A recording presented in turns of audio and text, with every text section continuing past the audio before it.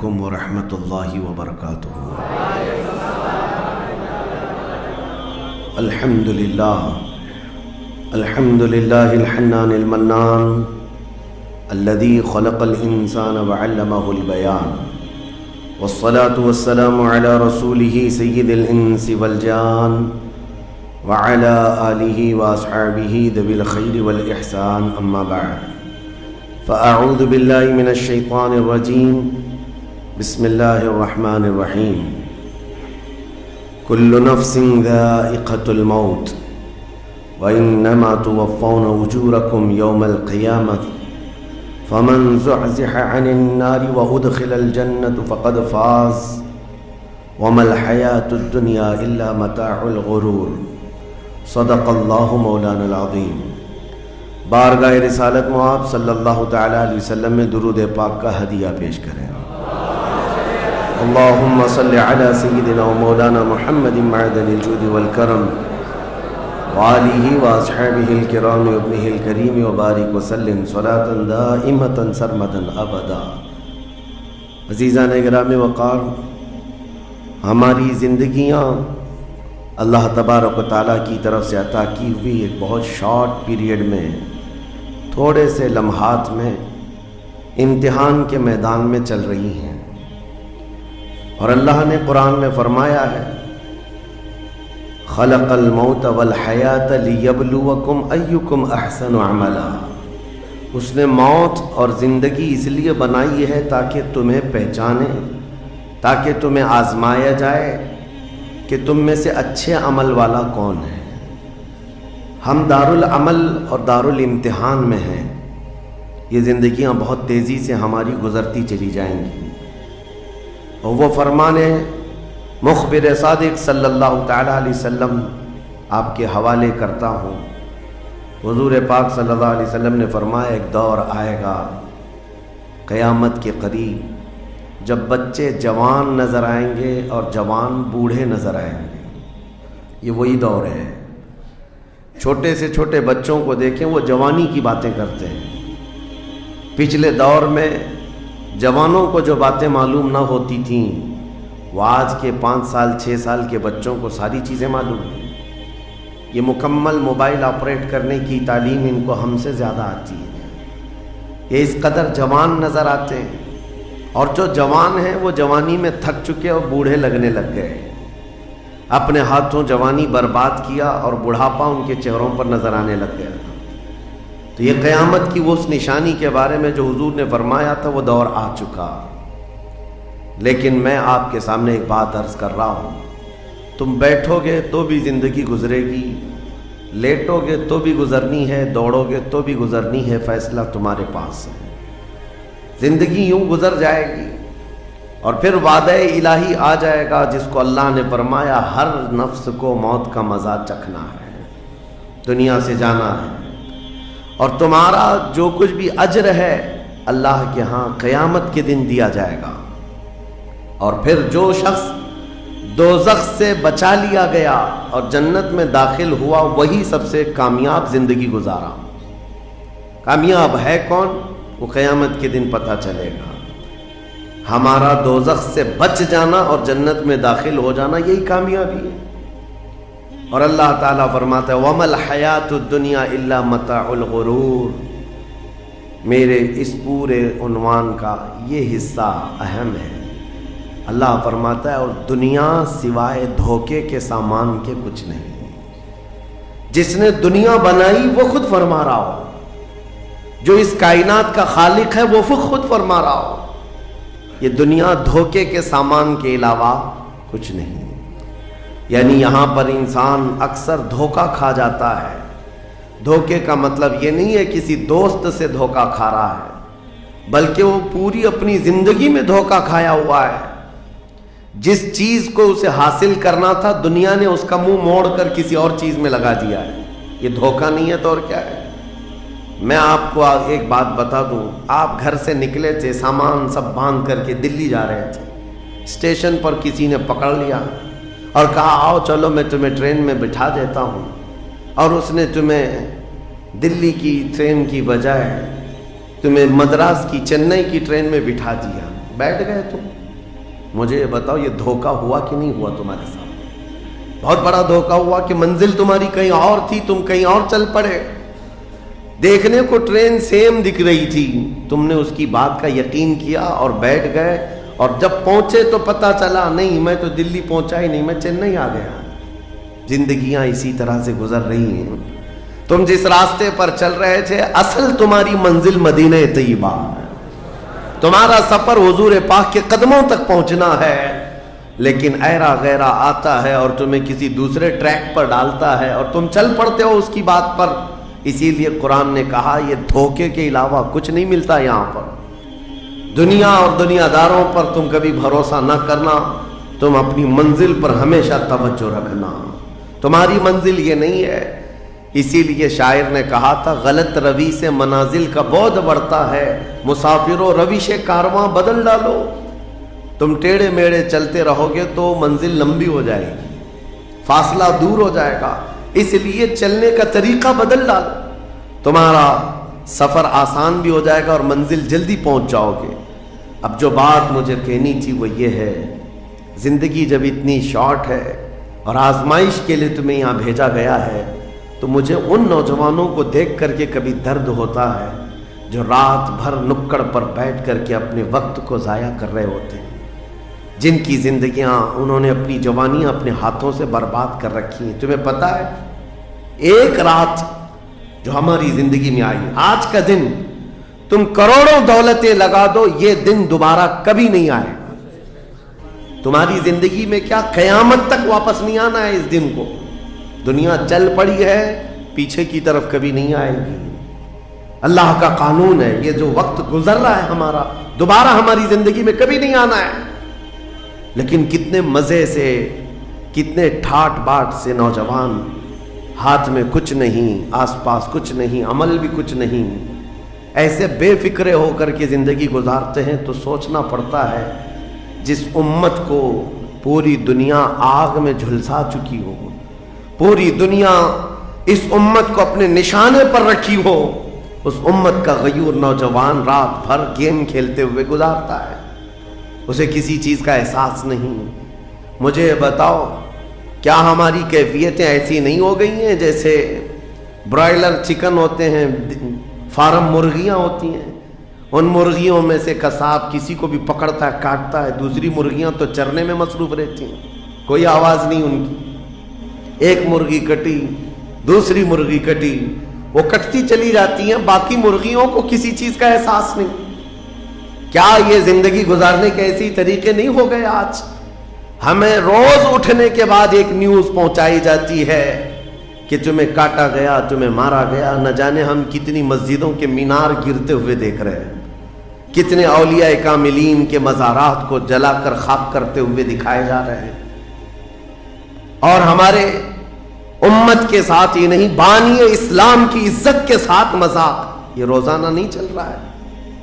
یہ تمام حالات کے بعد اب مجھے فکر اس بات کی ہوتی ہے، میاں جب ہمارے گھر میں جنازہ رکھا ہوتا ہے تو ہم کھانا تک نہیں بناتے چولہے پر گھر کے اندر، اور جب امت پر ایسے حالات گزر رہے ہوں تو کیا اس نوجوان کو یہ زیب دیتا ہے کہ وہ عیاشی میں رات گزارے؟ کیا اسے یہ زیب دیتا ہے کہ وہ نکڑ پر بیٹھ کر پوری رات کو تباہی کے اڈے پر گزارے؟ تمہارے ہاتھ میں تاش کے پتے، تمہارے ہاتھ میں شراب کی بوتلیں کیسے آ گئیں؟ یہ امت وہ ہے، تمہیں میں بتاؤں، جنگ تبوک ایک جنگ ایسی ہے حضور پاک صلی اللہ تعالیٰ علیہ وسلم کی زندگی پاک میں 900 کلومیٹر کا فاصلہ ہے مدینہ طیبہ سے. ہوا یہ تھا کہ ایک صحابی رسول حضور صلی اللہ تعالیٰ علیہ وسلم کے قاصد بن کر جا رہے تھے، اور بیچ راستے میں ایک عیسائی بادشاہ کے گنڈوں نے اس صحابی رسول کو گرفتار کیا اور ان کو ٹکڑے ٹکڑے کر قتل کر دیا. موب لنچنگ اس زمانے میں بھی ہو رہی ہوتی. یہ خبر جیسے ہی مدینہ طیبہ پہنچی، وہ لوگ ایسے نہیں تھے کہ انا للہ پڑھ کر خاموش ہو جاتے. صحابہ کرام کا جمع غفیر مدینے میں جمع ہوا. عرض کیا یا رسول اللہ صلی اللہ علیہ وسلم آپ کا حکم کیا ہے؟ نبی کریم صلی اللہ تعالیٰ علیہ وسلم نے صحابہ کرام کو بھیجا.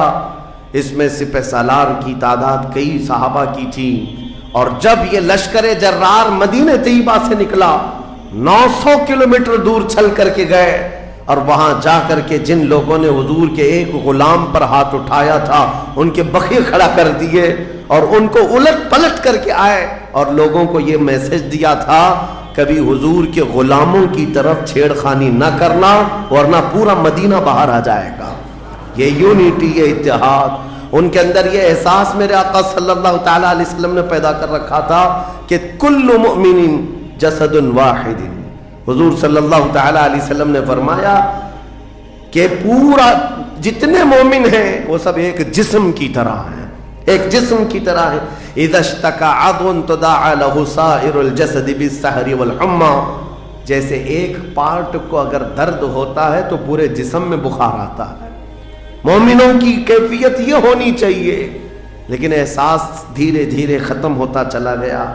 آج ہماری پستی کا ایک سبب یہ بھی بتایا جاتا ہے جس کو شاعر نے کہا تھا، قوت فکر و عمل پہلے فنا ہوتی ہے جب کسی قوم کی شوکت پہ زوال آتا ہے۔ سوچنے سمجھنے کی صلاحیت پہلے ختم ہو جاتی ہے، آدمی سوچتا نہیں سمجھتا نہیں، بس اپنے وقت کو ضائع کر رہا ہے، برباد کر رہا ہے، بیٹھا ہوا ہے، گپیں لگا رہا ہے۔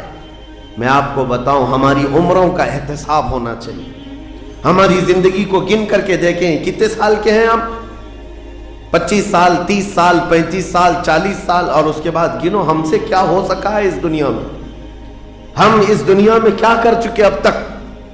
ہم سے کچھ نہیں ہوا۔ اگر تاریخ میں آپ کو بتاؤں میرے عزیزو، آپ کو پتہ ہے اس ہندوستان کی سرزمین پر سب سے پہلے لشکر اسلام کی سپہ سالاری کرتے ہوئے آنے والا ایک نوجوان محمد بن قاسم 10,000 کا لشکر لے کر عرب سے آیا تھا اور پرچم اسلام لہرایا تھا۔ تاریخ میں آج بھی رقم ہے، اپنے تو اپنے پنڈتوں نے بھی اس تاریخ کو لکھا ہے، ہاں پنڈتوں نے بھی لکھا ہے۔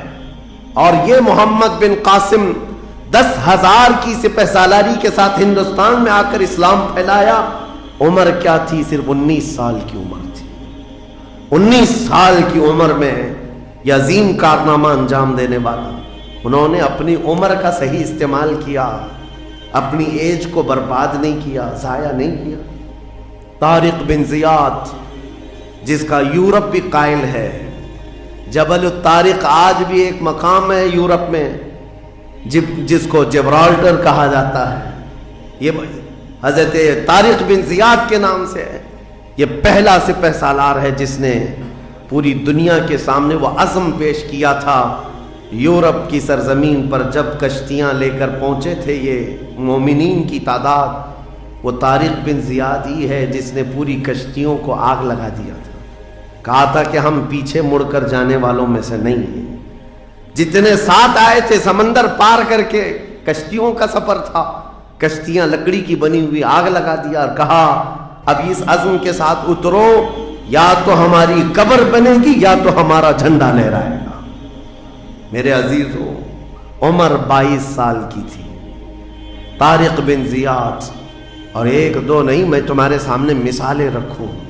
ہندوستان کی سرزمین پر ایک ولی کامل کی آپ کو میں تاریخ اگر بتاؤں، جو سرکار سیدنا غریب نواز رضی اللہ تعالیٰ عنہ سے بھی 200 سال پہلے اس ہندوستان کی سرزمین پر تشریف لائے اور اسلام کی خاطر لڑتے لڑتے شہید بھی ہو گئے، اور جن کا لقب سلطان الاولیاء ہے، سیدنا سالار مسعود غازی رحمۃ اللہ علیہ، ان کے متعلق یہ فرمایا گیا وہ سلطان الاولیاء ہیں، ہندوستان کے اولیاء اکرام کے بادشاہ کی حیثیت ہے۔ سرکار غریب نواز سے بھی پہلے آئے، لیکن ان کی عمر ان کی شہادت کے وقت 19 سال کی تھی۔ صرف 19 سال کی عمر میں وہ مقام عظیم پا لیا۔ ہماری تو زندگی کی عمریں پتہ نہیں کتنی چلی گئیں، اور ہم میں سے کوئی کارنامہ نہ ہو سکا، کارنامہ نہ صحیح زندگی گزارنے کا سلیقہ بھی نہیں آ سکا۔ کارنامے نہ ہو تو الگ بات ہے، لیکن مسلمان تو بن جاتا کوئی نہیں۔ عزیزان گرامی وقار، میں آپ کو ایک بات بتا دوں، جو زندگی ملی ہے کچھ ایسا کر جاؤ کہ تمہاری تاریخ رقم ہو جائے، ورنہ قبرستان جا کر کے دیکھنا، وہاں تو لکھے ہوئے کتبے بھی مٹ گئے، قبروں میں کون سویا ہے ان کو بھی لوگ فراموش کر چکے، بھول گئے، سب بھول گئے۔ لیکن کچھ ہستیاں ہیں جو ہمیشہ آباد رہتی ہیں، یہ وہ لوگ ہیں جنہوں نے اس روئے زمین پر اپنی ذات کے لیے نہیں، اللہ کی رضا کے لیے جیا کرتے تھے، اللہ کی رضا کے لیے جیا کرتے۔ آج میں یہ بات کہنا چاہتا ہوں نوجوانوں سے، تمہیں پتہ ہے ممبئی کی سرزمین پر لاکھوں نوجوانوں کی تعداد ہے، میں جانتا ہوں، لیکن ان میں سے کوئی انقلابی نوجوان، کوئی دین کی طرف بڑھنے والا، حساس دل رکھنے والا کیوں نہیں؟ خاص طور پر آپ کے ان علاقوں میں تو نشہ اتنا عام کر دیا گیا ہے، ہم دور دراز علاقوں سے سنتے ہیں کہ مسلمانوں کی میجورٹی والے علاقے، یہاں نشہ بکتا بھی ہے، کرتے بھی ہیں، رات بھر اسی میں پڑے رہتے ہیں۔ کس نے اس دنیا میں تمہیں ملوث کیا ہے؟ یہ وہ قوم ہے جو قیصر و کسریٰ کو گھٹنے پر لے آئی تھی، یہ وہ قوم ہے جس نے دریائے دجلہ میں گھوڑے دوڑا دیے تھے، یہ وہ قوم ہے جس نے افریقہ کی جنگلوں میں بھی اذانیں دی تھی، یہ وہ قوم ہے جس نے یورپ کے کلیساؤں میں کلمہ توحید کو بلند کیا تھا۔ لیکن آج اسی قوم کی حال یہ ہے کہ دنیا ہر گھڑی ہمارے اعمال کو نشانہ بنا کر کے ہمیں ڈیگریڈ کرتی جا رہی ہے۔ سمجھ جاؤ میرے عزیزو، کب تک اس زندگی کا اس طرح سے چلے گا؟ کیونکہ میرے آقا صلی اللہ تعالیٰ علیہ وسلم کو آج آپ کے سامنے میں یہ بات رکھتا ہوں، حضور اکرم صلی اللہ تعالیٰ علیہ وسلم کو آپ کیا سمجھتے ہیں؟ اپنی قبر انور میں وہ زندہ ہیں؟ ہم تو سنی ہیں۔ حضور اکرم صلی اللہ تعالیٰ علیہ وسلم اپنی قبر پاک میں زندہ ہیں، لیکن یہ بات بھی سمجھ کے چلو، حضور نے فرمایا ہر جمعرات کو میری پوری امت کے اعمال میرے پاس پیش کیے جاتے ہیں، تم میں سے، ہم میں سے، سب کے اعمال ہر جمعرات کو حضور کے پاس فرشتے سناتے ہیں، فلاں بن فلاں نے ہفتہ بھر یہ کام کیا ہے۔ حضور فرماتے ہیں اگر برے اعمال پیش ہوتے ہیں تو مجھے غم ہوتا ہے، میں استغفار کرتا ہوں اللہ کی بارگاہ میں، اور اچھے اعمال آتے ہیں تو شکر بجا لاتا ہوں، اس کے لیے دعا کرتا ہوں۔ عزیزان گرامی وقار، کبھی پلٹ کر کے زندگی میں دیکھنا کتنے جمعرات ایسی چلی گئی ہوں گی جس میں ہمارے کون سے اعمال فرشتے لے جا کر کے سنا رہے ہوں گے۔ حضور اکرم صلی اللہ تعالیٰ علیہ وسلم کی بارگاہ میں جب ہمارے اعمال یہ کہہ کر سنایا جائے آقا آپ کا فلاں امتی بے خبر ہے، نہ نماز پڑھتا ہے، نہ ہی آپ پر درود پڑھتا ہے، نہ ہی وہ کبھی نیکیوں کی طرف آتا ہے، وہ تو گانوں کی دھن پر جی رہا ہے، صبح اٹھتا ہے، شام ہوتی ہے تو اس کو تو فلموں کے نغمے یاد ہیں، آپ کا کوئی قول یاد نہیں۔ بتاؤ میرے آقا صلی اللہ تعالیٰ علیہ وسلم کو فرشتے جب ہمارے متعلق یہ خبر دے رہے ہو، کیا حضور پاک صلی اللہ تعالیٰ علیہ وسلم کو اس بات کا قلق نہیں ہوتا؟ یہ وہ امت ہے جس کے لیے میں رات رات بھر کھڑے ہو کر دعا کرتا تھا، آج یہ ہم کو فراموش کی ہوئی ہے۔ زندگی گزارنے کا مقصد سمجھ جاؤ میرے عزیزوں، اسی لیے میں آپ کو کہتا ہوں کہ زندگی یہ نہیں ہے، حضور تاج الشریعہ رحمۃ اللہ علیہ نے فرمایا زندگی یہ نہیں ہے کسی کے لیے، زندگی ہے نبی کی نبی کے لیے، نہ سمجھ مرتے ہیں زندگی کے لیے، جینا مرنا ہے سب کچھ نبی کے لیے۔ جو لوگ یہ سمجھ جائیں اس نقطے کو، انہوں نے زندگی کی مرادوں کو پا لیا ہے، وہ حصولیاب ہو چکے ہیں۔ لیکن جو اب تک بھٹکے ہوئے ہیں ان کو میں دعوت فکر دوں گا، ایک بار سوچ لو، ایک بار سوچ لو، ویسے ہی دنیا ختم ہونے والی ہے اور تمہاری موت آنے والی ہے، ایک بار سوچ لو، ایک بار سوچ لو کہ ہمارے ساتھ آخرت میں ہونا کیا ہے، قبر میں ہمارے ساتھ بیٹھنے والا کون ہے، ہمارے ساتھ تنہائی کا نگہبان کون ہے، اور محشر کے اس بھرے میدان میں ہمارا ہاتھ پکڑنے والا کون ہے۔ جب بار بار یہ سوچو گے تو اس فکر کو پہنچو گے کہ وہ صرف اور صرف ایک ہی ذات ہے، کون دیتا ہے دینے کو منہ چاہیے، دینے والا ہے سچا۔ حضور پاک صلی اللہ تعالیٰ علیہ وسلم کی طرف لو لگا دو۔ اس کو جن لوگوں نے اپنی زندگی میں پہچان لیا وہ امام اہل سنت بن گئے، مجدد وقت بن گئے۔ اعلیٰ حضرت امام اہل سنت فاضل بریلوی رحمۃ اللہ تعالیٰ علیہ کے متعلق ایک بات میں آپ سے کہوں، وہ بڑے عالم تھے، بڑے فقیہ تھے، بڑے محدث تھے، اور بہت سارے علوم پر انہیں مہارت تامہ حاصل تھی، سب اپنی جگہ پر، لیکن یہ سارے علوم نے مل کر اعلیٰ حضرت کو اعلیٰ حضرت نہیں بنایا. ان کو اعلیٰ حضرت بنانے والی چیز حقیقت میں عشق رسول ہے. حضور پاک صلی اللہ تعالیٰ علیہ وسلم سے بے انتہا لگاؤ یہ مقام پیدا کر دیتا ہے. یہ مقام، ورنہ عالم تو بہت سارے، کتابیں لکھنے والے بھی بہت سارے، لیکن جس نے عشق کی بولی بولی دنیا اس کو پہچاننے لگ جاتی ہے، دنیا اسے پہچاننے لگ جاتی ہے. زندگی کا مقصد وہ سمجھ گئے کہ ان کی غلامی کرنے میں ہی یہاں پر عروج و ترقی ہے. اسی کو خانوادہ اعلیٰ حضرت سے ان کے پوتوں تک بھی یہ فکر پہنچی. تاج الشریعہ نے فرمایا بلہوسن سیم و زر کی بندگی اچھی نہیں، ان کے در کی بھیک اچھی، سروری اچھی نہیں. تم جو سوچ رہے ہو زندگی کے طور طریقے ایسے ہونے چاہیے، ویسے ہونے چاہیے، گزار لو جتنے دن چاہے، بڑے بڑے بنگلوں میں، بڑی بڑی گاڑیوں میں، بڑی جائیدادوں میں، لیکن زندگی میں وہ عزت نہ پاؤ گے جو میرے مصطفیٰ کے قدموں میں ملے گی. جو حضور کی غلامی میں ملے گی وہ عزت نہیں پا سکتے. عزیزان گرامی وقار، نبی کریم صلی اللہ تعالیٰ علیہ وسلم کے ان صحابہ کو دیکھتے ہیں جنہوں نے زندگی کو ضائع نہیں کیا، ایک پل بھی ضائع نہیں کیا. آج میں آپ کو اسی لیے کہہ رہا ہوں موت آنے والی ہے، اس سے پہلے ایک وقت بھی، ایک لمحہ بھی ضائع ہونے مت دینا، برباد ہونے مت دینا. جو وقت ہے، میں مصر میں دیکھتا تھا بسوں میں بھی، اور کبھی کبھار ٹکٹ کاؤنٹر پہ جو لائن لگی رہتی تھی ایک اسٹیکر لگایا گیا تھا. اکثر جگہوں پر یہ اسٹیکر پڑھنے کو ملتا تھا، اجعلوا الانتظار فی الاستغفار. یہ جو ویٹنگ ٹائم ہے اس کو خالی کھڑے ہو کر کے مت گزارو، اتنی دیر استغفار کرو اور درود پاک تو پڑھو، وقت کو ضائع نہ کرو. تمہارے پاس اللہ نے وقت دیا، بیٹھے ہو تو پڑھو، کھڑے ہو تو پڑھو، کیونکہ یہ وقت تمہارا بربادی میں نہیں لکھا جائے گا، تمہارا یہ وقت ضائع کرنے والوں میں نہیں لکھا جائے گا. عزیزان گرامی وقار، آپ کو میں ایک بات بتا دوں، جن لوگوں نے اپنی زندگیوں میں بڑے بڑے محلات بنائے، آج ان کے لیے بھی تاریخ ہے، مگر کس انداز سے، کس انداز سے. آج دنیا نے آپ کو ایسے ڈائیورٹ کر رکھا ہے، جو کام ہونے کے تھے وہ نہیں کرنا ہے آپ کو، لا یعنی کاموں میں مصروف ہو گئے. جو چیز تمہارے حصے کی تھی نہیں اس پر انرجی خرچہ کرتے رہ گئے، اور جو چیز تمہارے کام کی تھی اس کو تو بھول ہی گئے.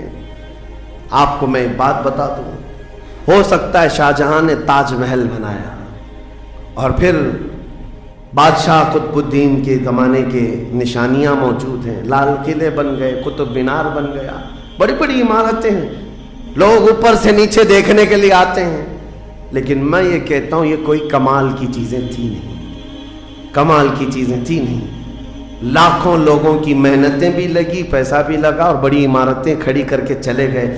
ہزاروں کی تعداد میں تاج محل میں لوگ جاتے ہوں گے. تاریخ تو لوگوں کو تھوڑی بہت تو پتہ ہوگی کہ اپنی بیگم کی محبت میں بنایا ہوا ایک محل ہے، اور بیگم کی قبر بھی وہاں ہے، لیکن جانے والے کبھی کسی کو سنا ہی نہیں کہ ایک فاتحہ بھی کوئی پڑھتا ہوا نظر آتا ہے. وہ تو پکنک پوائنٹ ہے، ٹورسٹ ایریا ہے، جائے دیکھے آئے. لیکن میرے عزیزو، یہ بڑے بڑے محلات اپنی ناموری کے لیے بنا کر تو چلے گئے، لیکن آؤ بریلی شریف کی سرزمین پر ایک مدرسہ جو اعلیٰ حضرت نے بنایا، مبارک پور کی سرزمین پر جامعہ اشرفیہ جو حضور حافظ ملت نے بنایا، یہ عمارتیں آج بھی دعوت دے رہی ہیں. ایک دو نہیں، ہر سال ہزاروں کی تعداد میں عالم اور مفتی وہاں سے نکلا کرتے ہیں. یہ کام کی چیزیں تھی جو بزرگوں نے کر دیا کہ امت کو ایسا کچھ دے جاؤ کہ وہاں سے آنے والا کچھ فیض اٹھا کر کے جائے. تاج محل لے کر کے کیا کرنا ہے؟ پیسے کمانا ہے یا ٹورسٹ ایریا بنانا ہے؟ لیکن ایک ایسا ادارہ جس میں پڑھ کر کے دنیا روشن ہوتی اور آخرت بھی روشن ہوتی. ہم سنیوں کے ہاں یہ چیزوں کی ضرورت تھی، ہمیں لا یعنی چیزوں میں مصروف کر دیا گیا ہے. میں اب تو آپ کو پتہ ہی ہوگا، مجھے تو جلسوں والا آدمی بنا دیا گیا، جہاں دیکھو پروگرام جلسے. میں اصل میں جلسوں والا آدمی تھا ہی نہیں، میں فیلڈ ورک کرنا پسند کرتا ہوں. کسی علاقے میں رہ کر کے قرآن کی تفسیر کرنا اور لوگوں کے درمیان رہنا، لیکن مسلسل سفر کا ایک تجربہ میں آپ کو بتا رہا ہوں۔ ہوں گے یہاں پر بھی بہار بنگال والے، سب ہوں گے، بہار والے، بنگال والے، جھارکھنڈ والے اتنے جلسے کرتے ہیں، 365 دن بھی اگر ان کو تاریخ دی جائے تو بھی کم ہے۔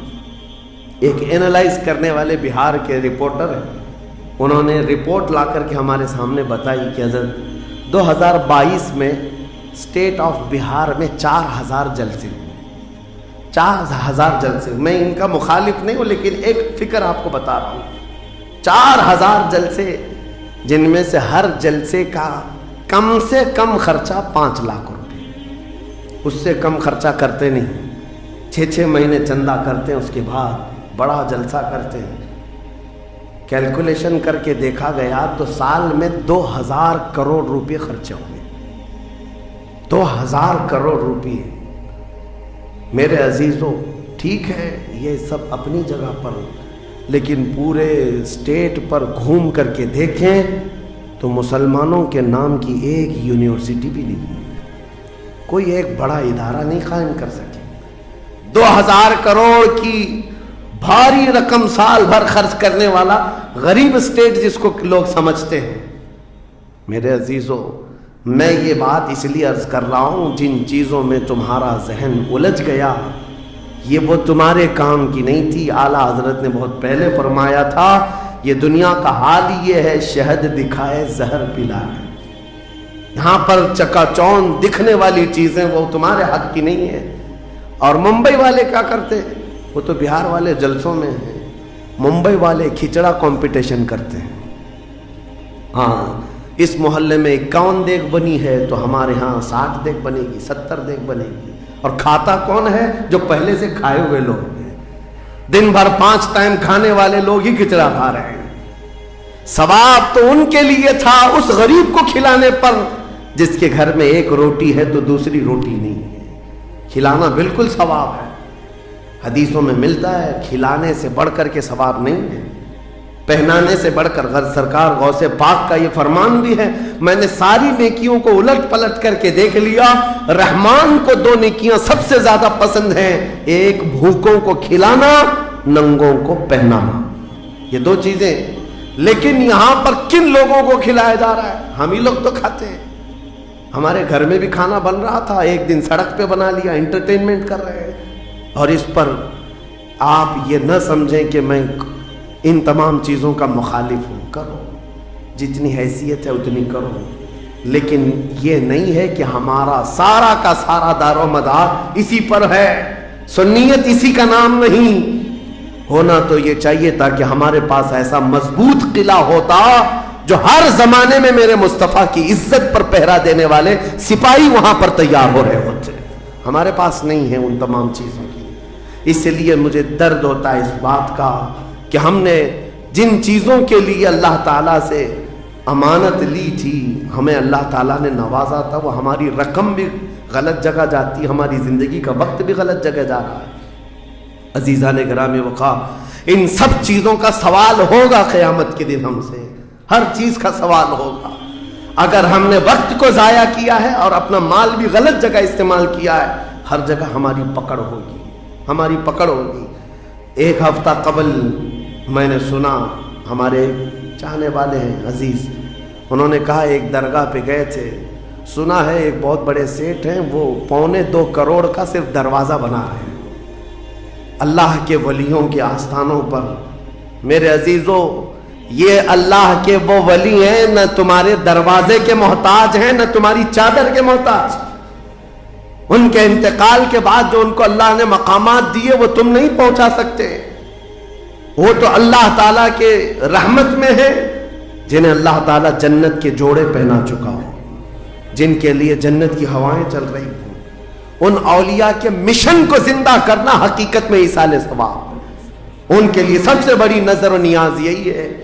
ماررہ مطہرہ میں حاضر تھا، بڑی خوشی ہوئی، صاحب سجادہ نے بڑھ کر کے یہ اعلان کیا تھا، آنے والے زائرین جتنے سنی آتے ہیں، ہم ان سب سے کہتے ہیں کہ ہمارے اولیاء جتنے یہاں آرام کر رہے ہیں، ان اولیاء کو جو چادریں ڈالنی تھی وہ ہم ڈال چکے، तुम्हारी तरफ से अब किसी चादर के लाने की जरूरत नहीं, और अगर लाना ही चाहते हो एक दुपट्टा ले जाओ और गरीब बहन के सर पर ओढ़ा दो।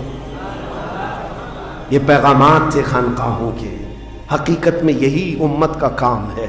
अजीज़ान गिरामी वक़ार, लायानी कामों में पढ़ कर के हमारा वक्त जो बर्बाद हुआ उसकी तलाफी मुश्किल है, बहुत मुश्किल है। इसलिए मैं सिर्फ ये मैसेज देना चाहूँगा कि ज़िंदगी के उस पॉइंट पर आज हम आ चुके हैं जहाँ आंधियाँ तूफान हर तरह से एक बहुत बड़ी आजमाइश में हम गिरफ्तार हैं। किन किन चीज़ों का इलाज किया जाए समझ में नहीं आता। कभी कभार मैं बैठकर सोचता हूँ, घर में अगर गैस का पाइप भी लीक हो गया, आग भी लगी है, पानी का पूरा फव्वारा भी आ रहा हो, कचरा भी गिरा हो, तो आदमी सोचने लग जाता है किस चीज़ को रोकूं, पानी को रोकूं, गैस को रोकूं, आग को रोकूं, कचरा उठाऊं, क्या करूं समझ में नहीं आता। ये हालात आज हमारे साथ ऐसे ही हो गए, हम किन किन चीज़ों का मुकाबला करें समझ में नहीं आता। और फिर उस पर मजीद जब हम अपनी कौम की तरफ देखते हैं, ये तो गेम चलाते हुए मज़े से बैठे हुए हैं, ऐसा लगता है इन्हें किसी चीज़ की फिक्र ही नहीं। शायर ने कहा था, जगह जगह के थक चुके हैं तुम्हें ये हंगामे, नशाते लज्जते ख्वाबे गिराम बदल डालो, उठो वो गरना हश्र ना होगा फिर कभी, दौड़ो के ज़माना चाल अपनी चल गया। मेरे अजीज़ों, बस वक्त का एहसास तुम्हारे अंदर आ जाए, ज़ाया न करो। मेरे आका सल्लल्लाहु तआला अलैहि वसल्लम की एक बात मैं तुम्हें बता देता हूँ। आप ये सोचते हैं बहुत सारे नौजवान खाली फालतू इसीलिए बैठे हुए, मेरे स्टेटस के मुताबिक काम नहीं मिलता, मेरे स्टैंडर्ड के मुताबिक मुझे काम नहीं मिलता, बर्बाद किए जा रहे हैं अपनी ज़िंदगी, लोगों पर बोझ बने हुए हैं। मैं उनके बारे में बताता हूँ। सैयदुल अंबिया रसूल मुख्तार सल्लल्लाहु तआला अलैहि वसल्लम, अगर वो चाहें तो रोजाना उनके घर जन्नत का दस्तरखान उतरे, अगर वो चाहें तो सोने और चांदी के महल्लात में जिंदगी गुजारें।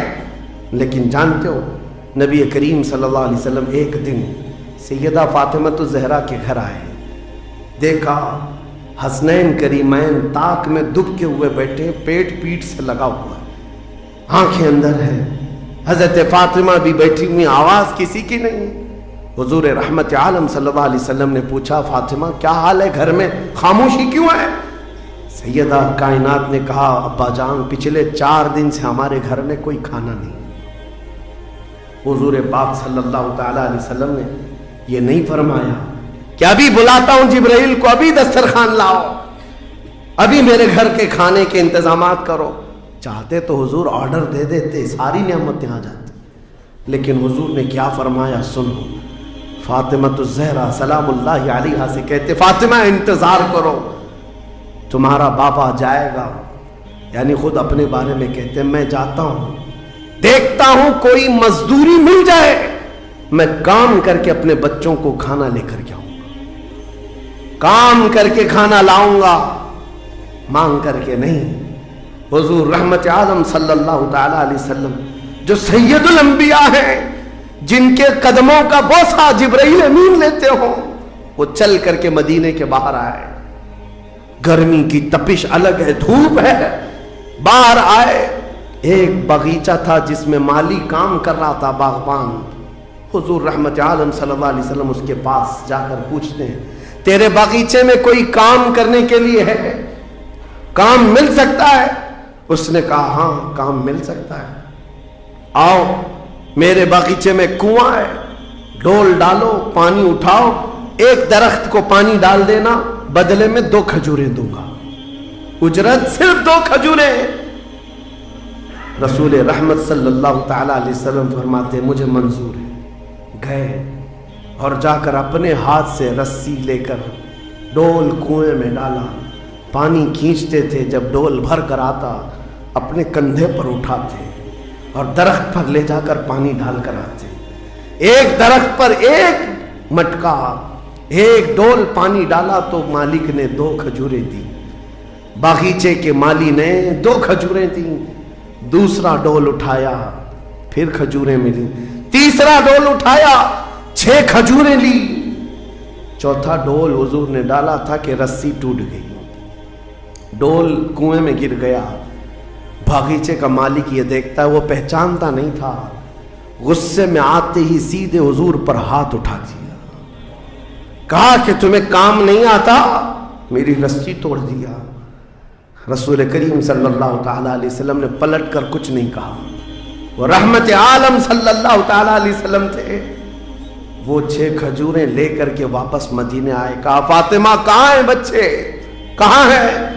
यही 6 खजूरें हुजूर ने लाकर अपने मुंह से चबाकर उन बच्चों के मुंह में डाला और कहा आज तक रुए जमीन पर कोई नबी ऐसा नहीं आया, 1,24,000 कमोबेश नबियों में हर नबी ने अपने हाथों की कमाई खाई है, अपने अमल की कमाई खाई है।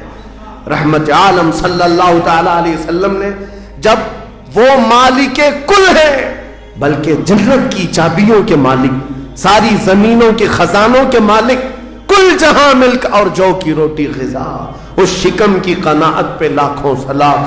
वो लंबे लंबे हाथों से भीख देने वाले आका, सब कुछ होने के बावजूद अगर किसी एक बागीचे में डोल उठाकर पानी भरते हो तो इसीलिए नहीं कि उनके यहाँ कोई मजबूरी थी, बल्कि उम्मत को यह दर्स देना था, ऐ उम्मत के गयूर नौजवानों, तुम कभी खाली न बैठना, मुझे देखना और अमल करते रहना, और अल्लाह ताला तुम्हें दरवाजे रिस्क के जरूर खोले।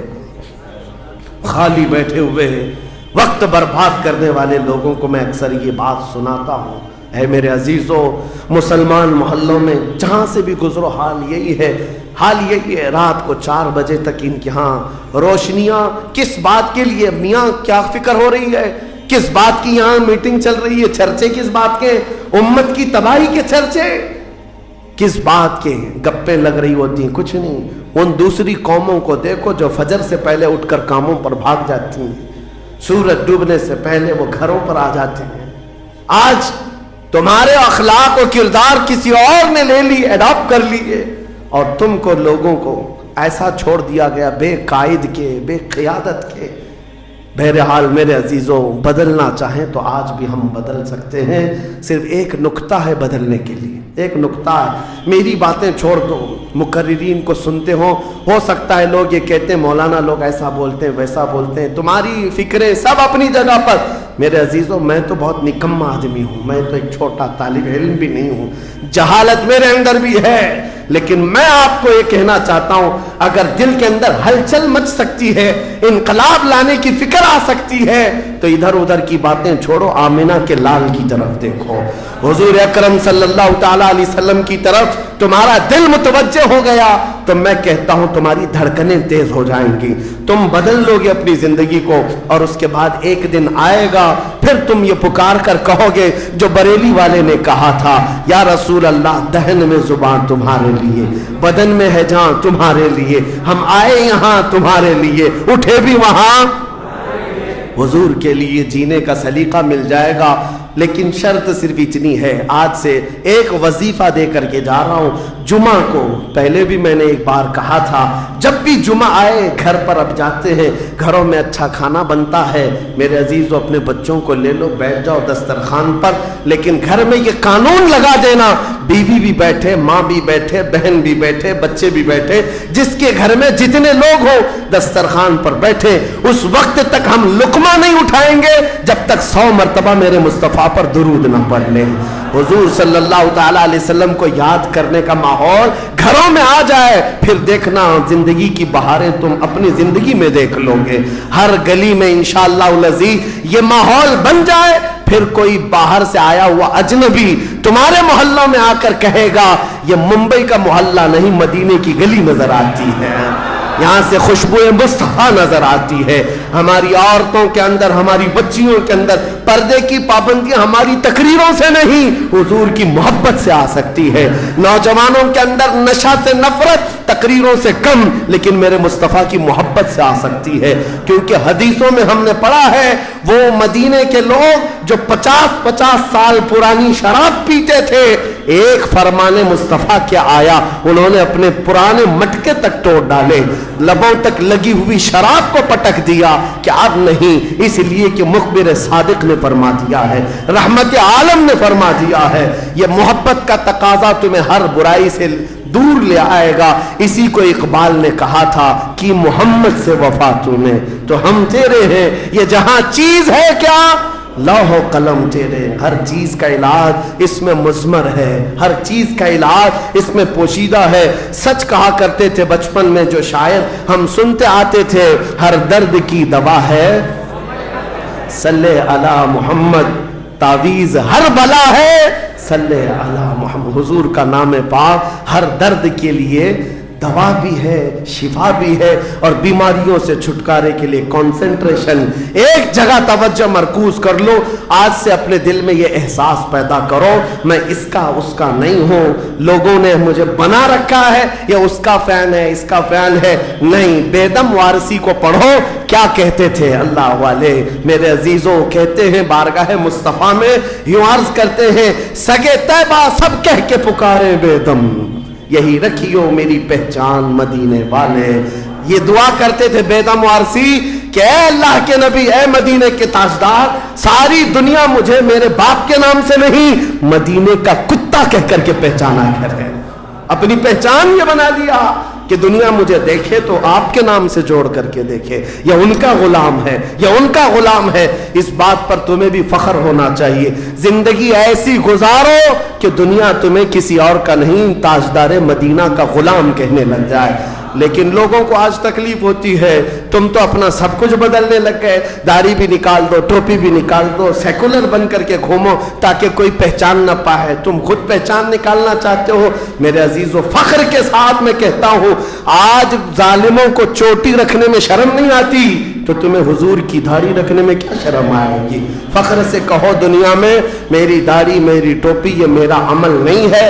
दुनिया अगर नंगा घूमने पर फख्र करती है तो मैं आमिना के लाल के अखलाक पर फख्र करता हूं। फख्र होना चाहिए कि नहीं होना चाहिए। जिंदगी गुजारने के तौर तरीके ये हैं, हम बहुत जल्दी हुजूर के पास जाने वाले हैं, बहुत जल्दी कब्रों में उनकी जियारत करने वाले हैं, बहुत जल्दी हमारी आंखें बंद होंगी और कब्र में ले जाया जाएगा और वहां पर हुजूर का दीदार होना है। अकीदा है या नहीं? हुजूर का दीदार होना है। तो मेरे अजीजों, आज जुम्मा के लिए आते हो तो कपड़े बदल के आ जाते हो, अतर लगा के आ जाते हो, सुरमा लगा के आते हो। जिंदगी ऐसी गुजारो, जिस दिन मलकुल मौत बुलाए चलो चलना है हुजूर के पास, तो तैयार रहो, वो चेहरा लेकर जाना है जो हुजूर को दिखाना है, जो हुजूर को दिखाना है। सुन्नी तो वो है जो मरने से भी नहीं डरता और ये कहता है कि कब्र में जाने के बाद भी फरिश्तों से हम यही कहेंगे, अब तो पाए नाज से ऐ फरिश्तों क्यों उठो, मर के पहुंचा हूं यहां इस दिलरुबा के वास्ते, मर के पहुंचा हूं यहां इस दिलरुबा के वास्ते। हुजूर के लिए जीने वाला कभी मौत से भी नहीं भागता, डरता नहीं है। मौत उनके लिए हादसा है जिनको जलना है, जलना है, जलना है। हमारे लिए हादसा नहीं है। हमारा अकीदा यह है, हम इधर आंखें बंद करेंगे, उधर ज़ियारत मुस्तफ़ा होगी, हुजूर अकरम सल्लल्लाहु अलैहि वसल्लम की रहमत में जाएंगे। मौत से डरो मत, भागो मत। मेरे अजीजों, किसी अनजान जगह जा रहे हो तो डरना चाहिए। हमारा मानना यह है, जिस दिन हम जाएंगे हुजूर भी होंगे, सहाबा भी होंगे, गौसो ख्वाजा भी होंगे। इंशाअल्लाह अज़ीज़ जिंदगी ऐसी गुजारो कि उन अकाबिरीन की जमात में हम जाएंगे और मेरे आका सल्लल्लाहु ताला अलैहि वसल्लम हमें कबूल कर लेंगे। हुजूर ताजुश शरिया रहमतुल्लाहि ताला अलैह अपने जाने से पहले ये फरमा करके गए अपने एक नातिया दीवान में, या रसूल अल्लाह, मैं मरूं तो मेरे आका ये मलाइका से कहना इसे कोई मत जगाना, अभी आंख लग गई है, अभी आंख लग गई है। अल्लाह करीम हमें वो जिंदगी अता फरमाए जो दुनिया की थकन से चूर होकर जब आखिरत के सफर पर जाए तो मेरे आका की रहमत वाली झोलियां हमें सामने नजर आए, मेरे आका का हसीन चेहरे पाक हमारे कब्रों में नजर आए। अल्लाह करीम हम सबको जिंदगी जाया करने से महफूज फरमा दे, हमें काम वाला बनाए, नफा वाला बनाए, हर तरह से मौला उम्मत मुस्तफ़ा का हक अदा करने वाला नौजवान बनाए, और क़यामत के दिन मौला करीम हमारा हश्र मुस्तफ़ा करीम के सहाबा के साथ फरमाए, उनके झंडे तले हम सबको मौला ताला एक साथ जमा फरमाए। दुआ ये करते हैं सबा वो चले कि बाग फले, वो दिन वो फूल खिले कि दिन हो भले, लिवा के तले सना में खुले रजा की जुबान तुम्हारे लिए, लिवा के तले सना में खुले हम सब की जुबान या रसूल अल्लाह तुम्हारे लिए। व आखिर दावाना अनिल हम्दुलिल्लाहि रब्बिल आलमीन। अस्सलामु अलैकुम।